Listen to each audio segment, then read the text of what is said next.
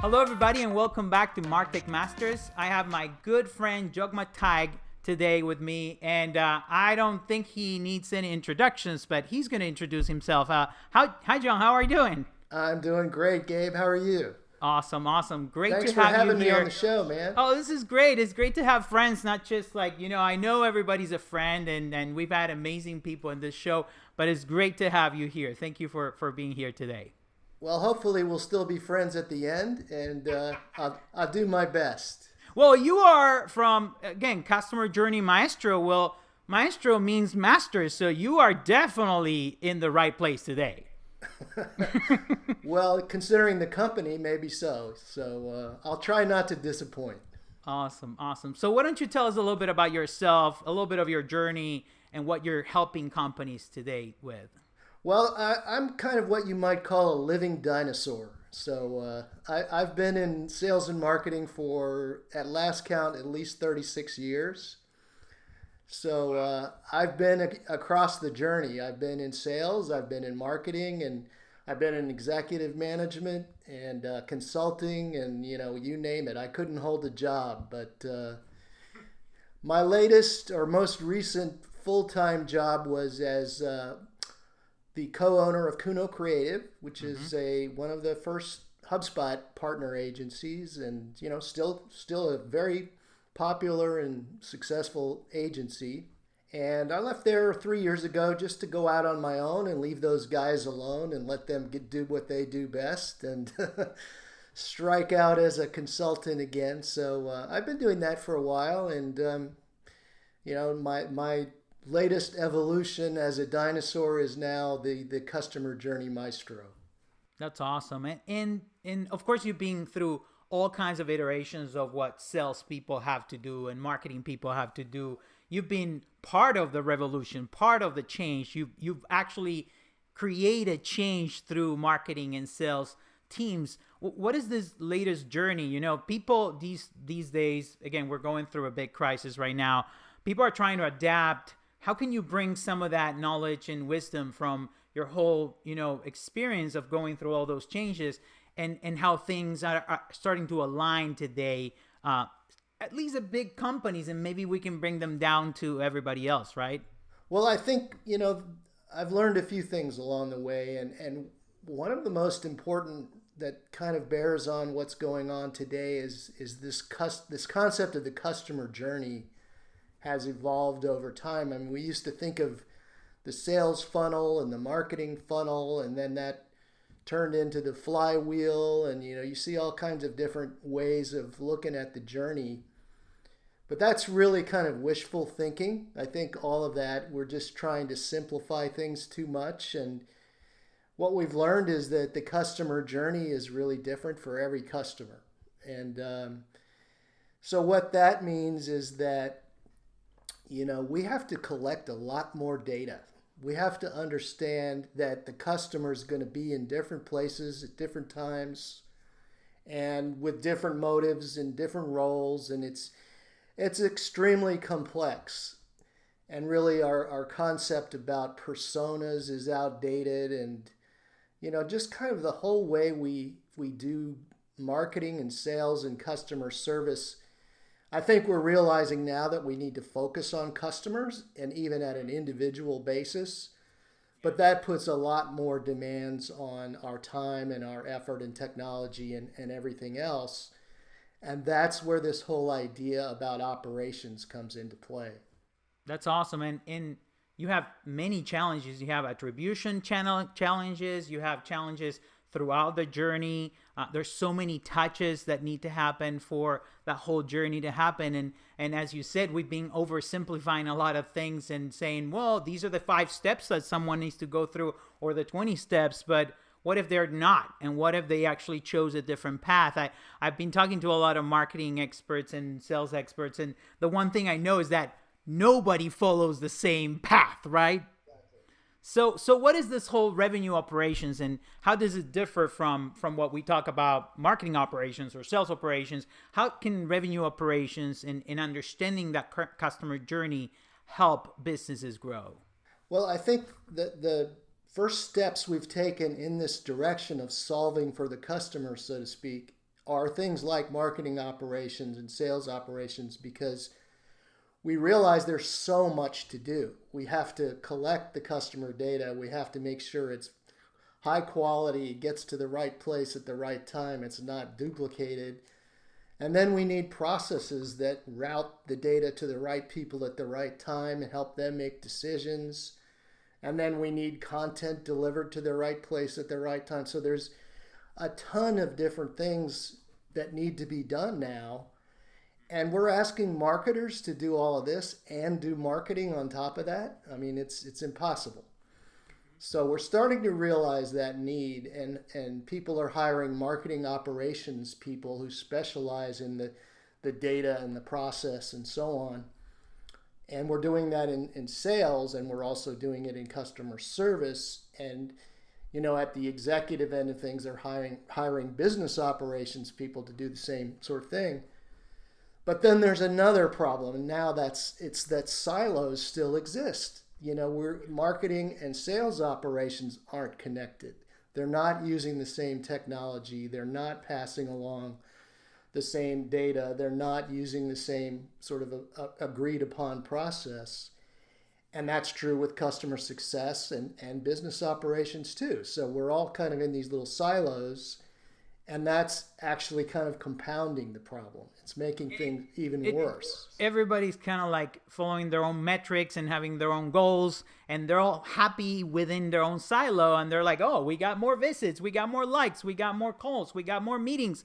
But if they're not definitely talking to each other and they're separate in their own silos, thinking that they're getting their job done, but the job is much bigger than the sum of the parts, right?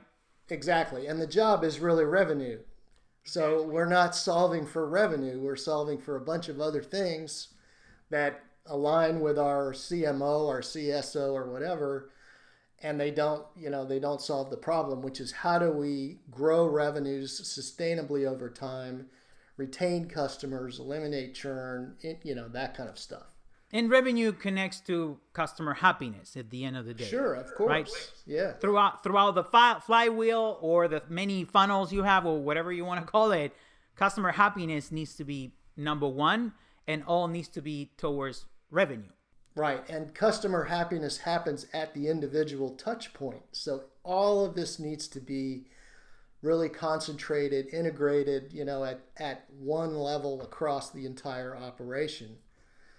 So that's the rationale for revenue operations, which is really merging the marketing, sales, customer service, and business operations together in one team that usually serves or reports to a CRO and is, specifically tasked with, optimizing revenue in the company and making sure that all the operations are working, as efficiently as possible.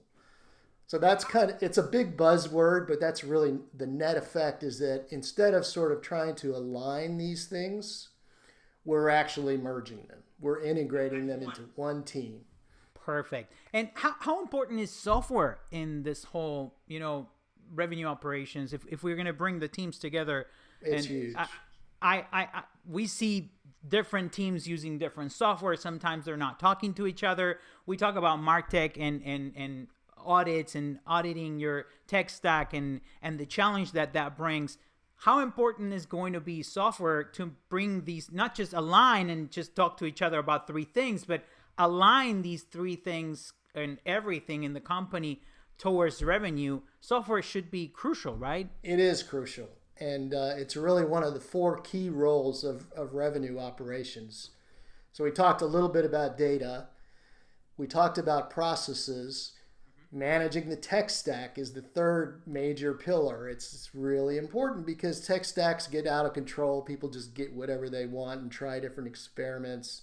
Nothing works together towards those goals you were talking about.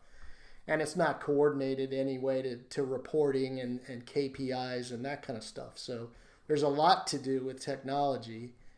And then the fourth pillar really is enablement. So it doesn't do you any good to have technology and data if people don't know how to use it.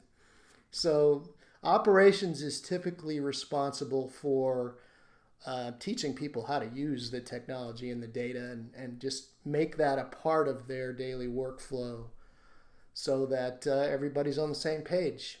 So this looks like something that's for huge companies and especially SaaS. SaaS would be great because SaaS is already using a lot of technology and they're already trying to align these things. It looks like a great fit for the SaaS industry and for big corporations. The question is, can this be applied to smaller companies?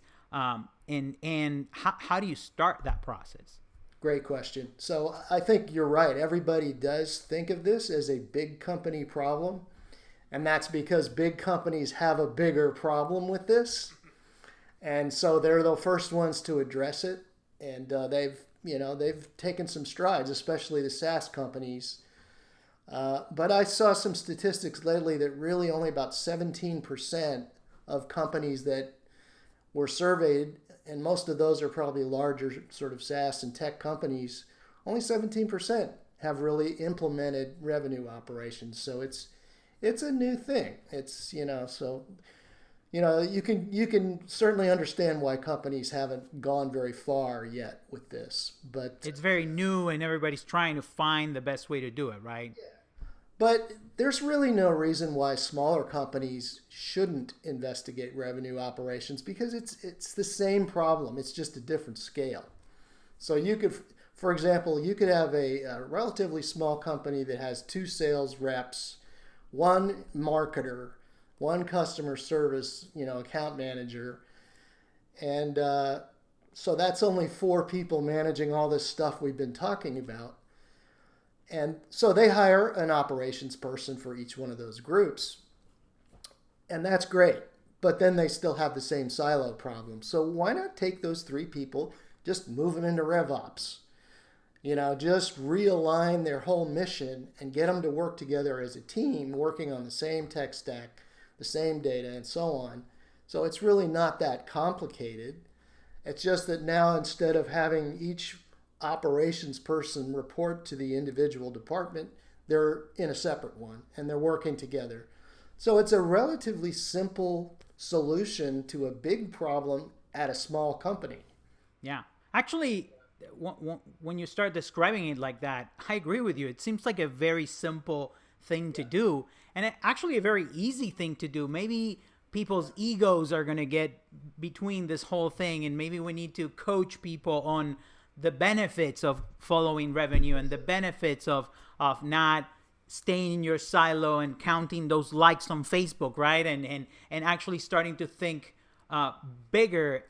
What would you say some of those benefits would be for a marketer that's counting their own likes and followers and visits to the website? And if they're great, they're counting leads and they're counting marketing qualified leads and they're sending leads to sales. Like they might be doing all of this. What's the benefit of working together in one team? Well, actually, if you think about it, what I would do instead of taking a marketing operations person and a sales operations person, for example, and merging them into one, take a person who's specialist in data management, take a specialist in tech stack, take a specialist in process design, put those people on the team so that they speak, their expert language, and then they need to learn how to talk to the operating groups.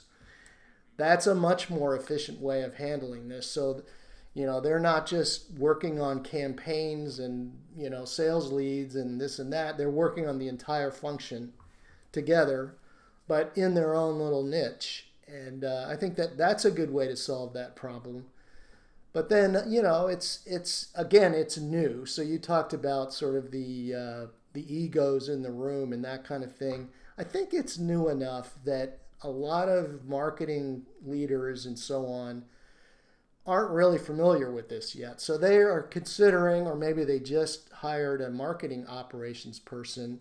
So it's not too late to talk them down from the cliff, and get them to do something a little bit different.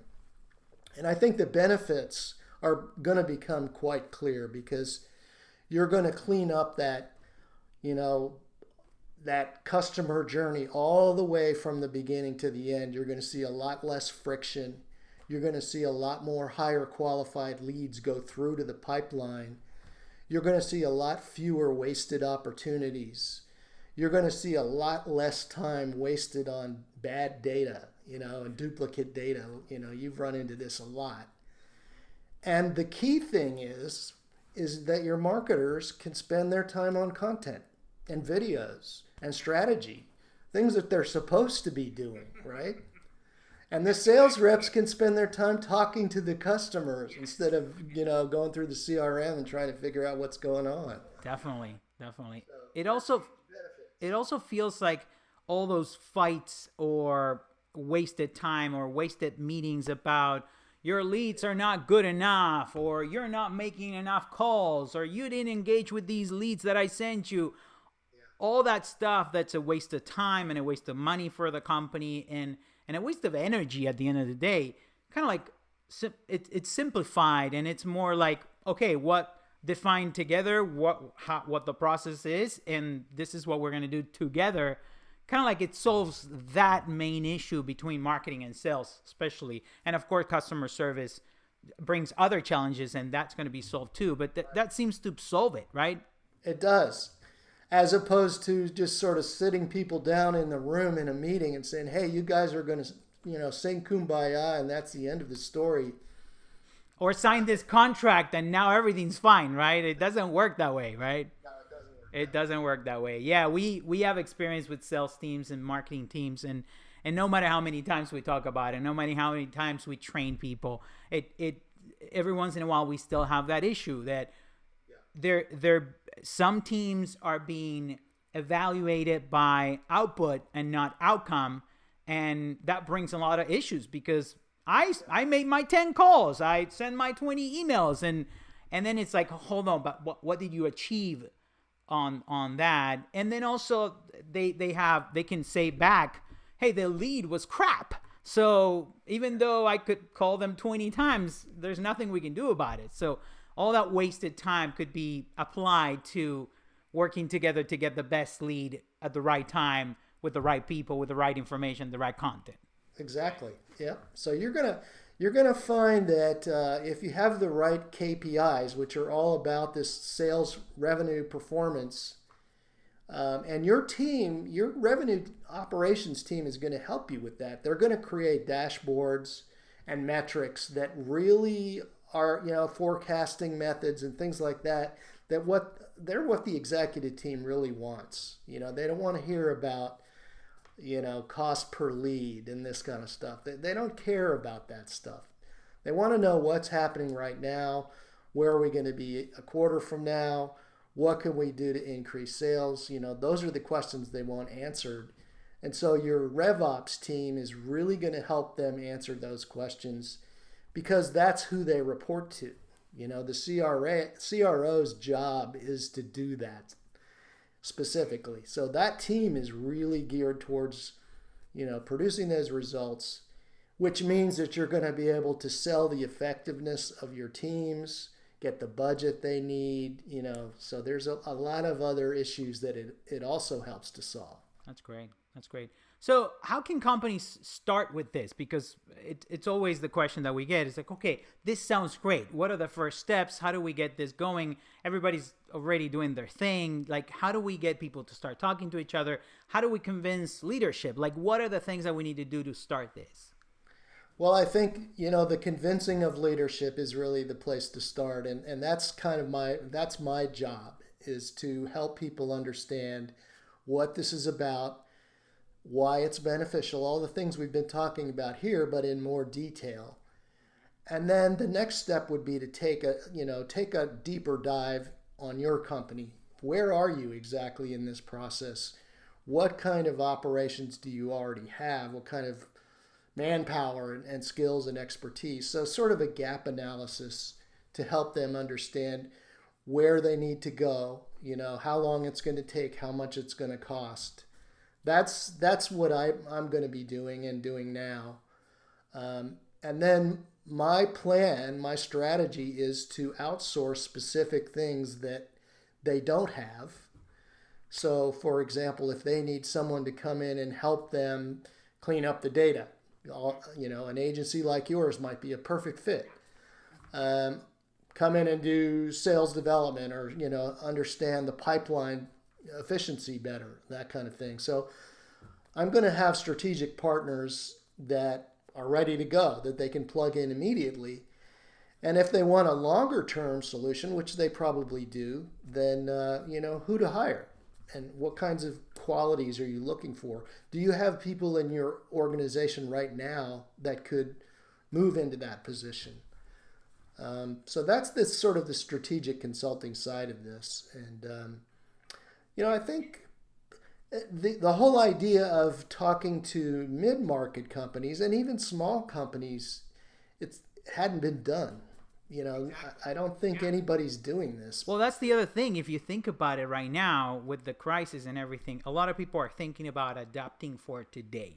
Right? And today is very important because we need to save resources, save money, survive, stay open, keep employees employed, pay bills. Like those are things that people are thinking about today. But throughout this series, we've talked about this with many other leaders in marketing and software and MarTech and sales. And there's something that keeps coming back, which is don't forget about the long term. Don't forget about preparing for after COVID, preparing for after the crisis, because the companies that have gone through crazy crises like this one, like the Great Depression, for example, and have invested in marketing and sales and operations and all these things are the brands we know today, right? So and we only know them because they invested during the crisis as much as they could on all of these different things. So this seems to be like a perfect long-term business,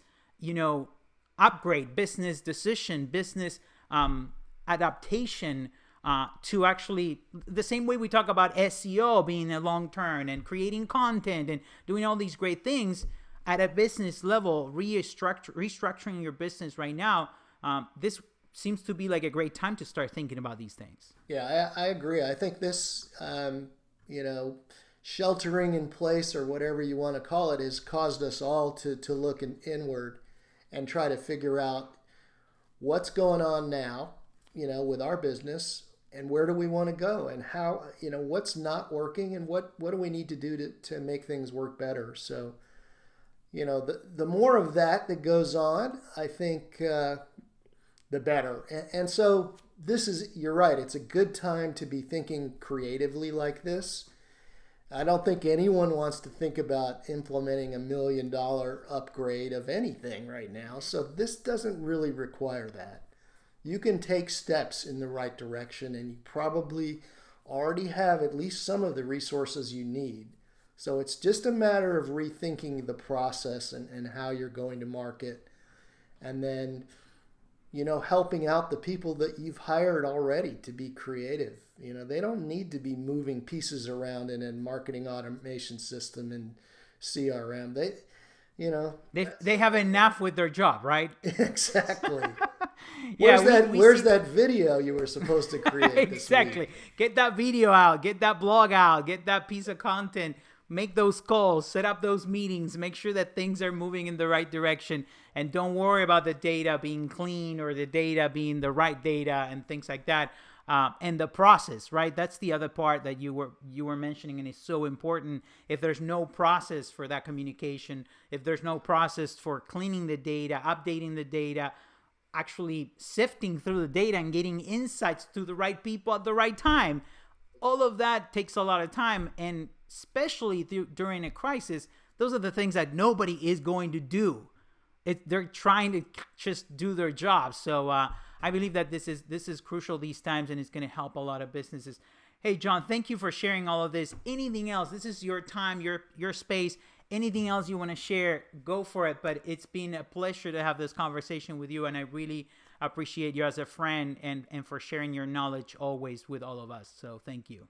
Well, it's great to hear that we're still friends, and maybe we're even more on the same page than we were before, if that's possible. And it's been my pleasure, and I'm looking forward to working with you and other agencies and other people, other experts out there. I think This is not secret sauce. It's very logical. And I think if we can all go in this direction, marketing as a whole and sales and everything else is going to be a lot more successful down the road. So that's kind of what I'm trying to do, is contribute a little bit here. That's great. Thank you, John, again for joining us today. Thank you, guys. And again, for your friendship. Have a good one and stay safe, guys, okay? Take care.